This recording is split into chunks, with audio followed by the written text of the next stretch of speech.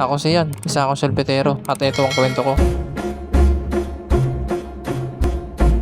Nandito na nga ako sa labas at nilabas ko na nga yung karo ko. At ito ngayong panahon ngayon, makulimlim. At lumabas na rin nga itong kapatid ko kasi susunduin niya ako. Umalis na nga sila kasi mag 11:30 na. At ito nga, madilim na naman yung langit. Kinuha ko na nga yung basahan ko. Pagkaalis nga ng kapatid ko, nilinisan ko na tong karo ko. Kailangan ko bilisan yung paglilinis kasi dadaanan ko yan ako. Saka kailangan ko rin agaan ngayon kasi umulan ng hapon. Natapos ko na nilinisin yung karo ko kaya hindi na rin ako nagtagal. Umalis na ako.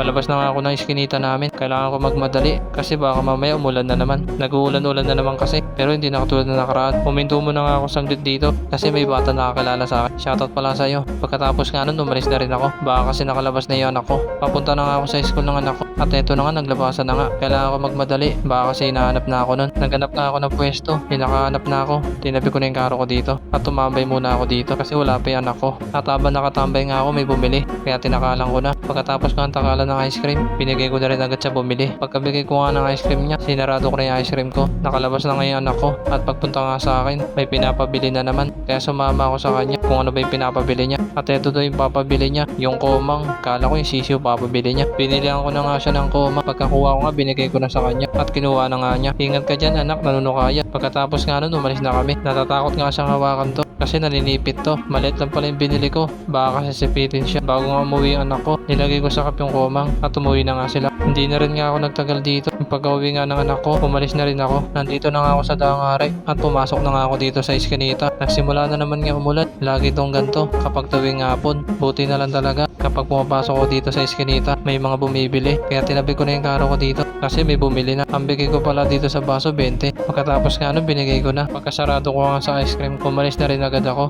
Palabas na nga ako dito sa iskinita at nakabenta nga ako. Pauwi na nga ako. At buti nga ngayon, saglit lang yung ulan kaya nakabenta pa ako. Kung nagustuhan mo pala yung kwento ko, pakilike naman sa share. Hanggang dito na lang. Salamat.